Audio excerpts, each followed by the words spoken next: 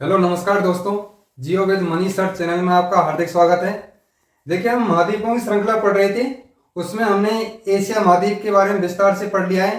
Asia महाद्वीप और उसके बाद उत्तरी अमेरिका महाद्वीप और दक्षिण अमेरिका महाद्वीपों को पढ़ लिया है। और आज के वीडियो में हम पढ़ने वाले हैं अफ्रीका महाद्वीप के बारे में।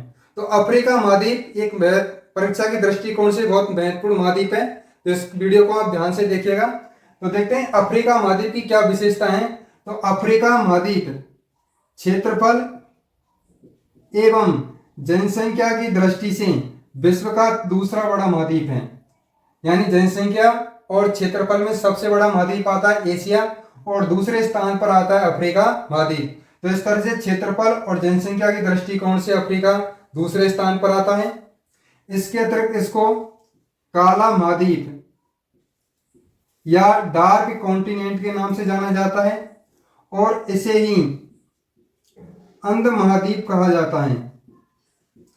अंध महाद्वीप कहा जाता है और इसे ही भविष्य का महाद्वीप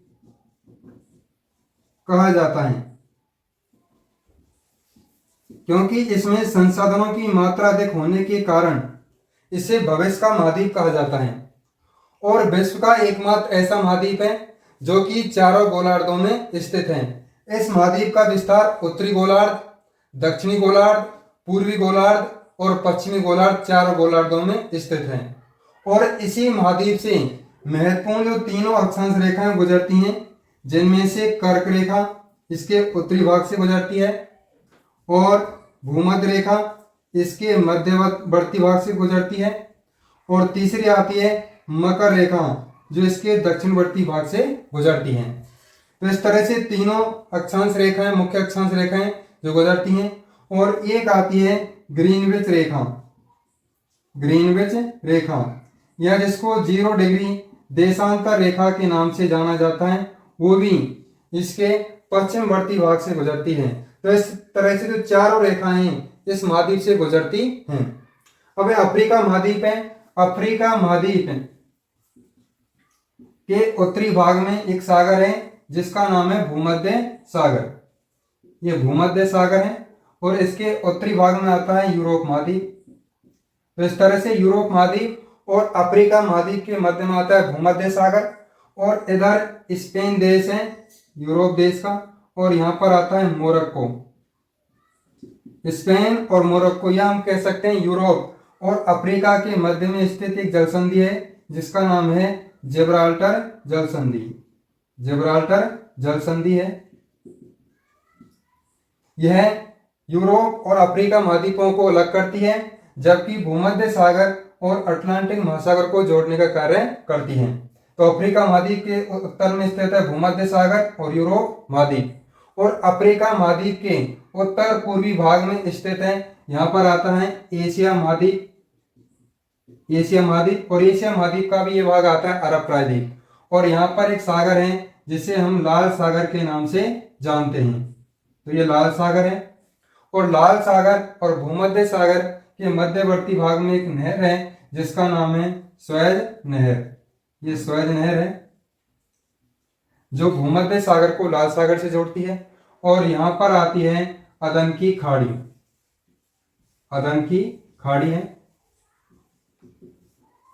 और अदन की खाड़ी और लाल सागर को जोड़ने वाली एक जलसंधि है यहाँ पर जिसको बाब अल मंडेब जल संधि के नाम से जाना जाता है।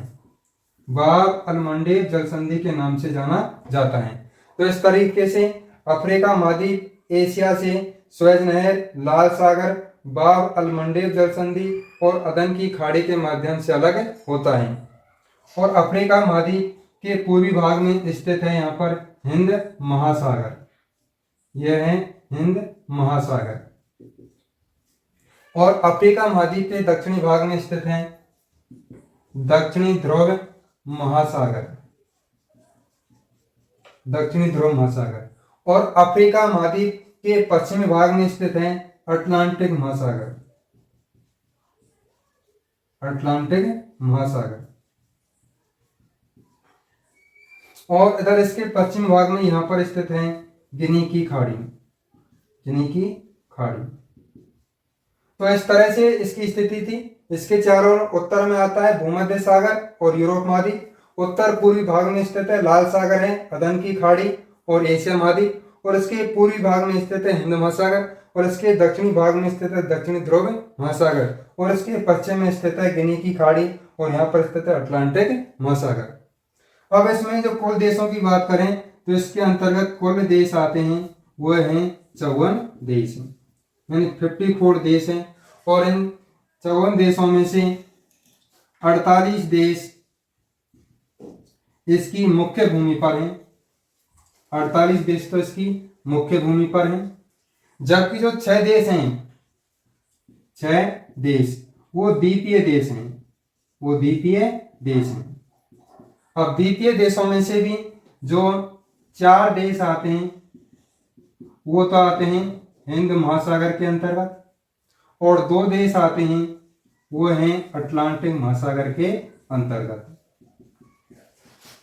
तो आज के इस वीडियो के माध्यम से हम 54 देशों के बारे में देखने वाले हैं। तो 48 देश तो इसकी मुख्य भूमि पर है। तो सबसे पहले देखते हैं 48 देशों के बारे में। तो इधर आता है मोरक्को देश, मोरक्को 1, 2 अल्जीरिया, 3 नंबर पर आता है ट्यूनीसिया, और 4 पर लीबिया है, 5 पर इजिप्ट या जिसको मिस्र के नाम से जानते हैं, और फिर 6 नंबर पर आता है मारिटानिया, और 7 पर माली है, और 8 पर आता है नाइजर देश है, और 9 पर आता है चाड देश है, और 10 पर आता है सूडान, और 11 पर इधर आता है एरिट्रिया, और 12 नंबर देश है इथोपिया, और इधर आता है सोमालिया, और एक केन्या है, और केन्या के बाद दक्षिणी सूडान है, और एक मध्य अफ्रीकन गणराज्य कैमरून देश आता है, और नाइजीरिया है, और बेनिन, टोगो, घाना, आइवरी कोस्ट,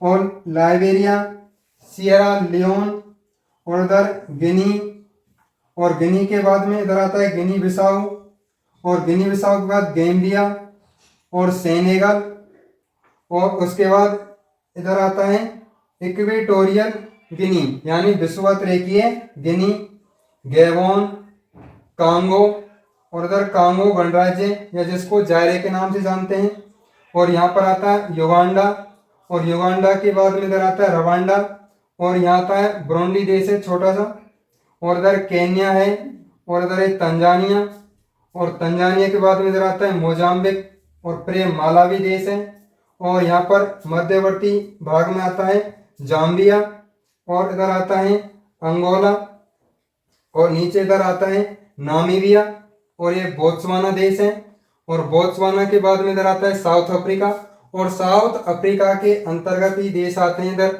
लेसोथो, और एक आता है स्वाजीलैंड, और उसके बाद में आता है जिबूती। तो इस तरह से इसकी मुख्य भूमि पर 48 देश हैं, और 48 देशों के बारे में हमने मानचित्र में देख लिया है। और 6 देश हैं जो द्वीपीय देशों के नाम से जाने जाते हैं। तो उनमें से 4 देश आते हैं हिंद महासागर में। तो हिंद महासागर में एक तो जो सबसे बड़ा द्वीपीय देश है वो आता है मेडागास्कर, और मेडागास्कर के पूर्वी भाग में स्थित है मॉरिशस देश, जो भी क्या है हिंद महासागर में स्थित है। तो 2 हो गए मेडागास्कर और मॉरिशस देश, और यहाँ पर आता है कोमोरोस, ये द्वीपीय देश है, और इधर आता है सेशेल्स देश। तो इस तरह से 4 देश तो आते हैं हिंद महासागर के अंतर्गत, और 2 द्वीपीय देश आते हैं अटलांटिक महासागर के अंतर्गत, जिनमें से एक तो आता है साउ टोमे एंड प्रिंसिपे देश है, और एक इधर आता है केप वर्डे द्वीपीय देश। तो इस तरह से 48 इसकी मुख्य भूमि पर हैं, और 6 देश द्वीपीय देशों के रूप में स्थित हैं। अब ये महाद्वीप है, इस महाद्वीप से 3 मुख्य अक्षांश रेखाएं और एक ग्रीनविच रेखा गुजरती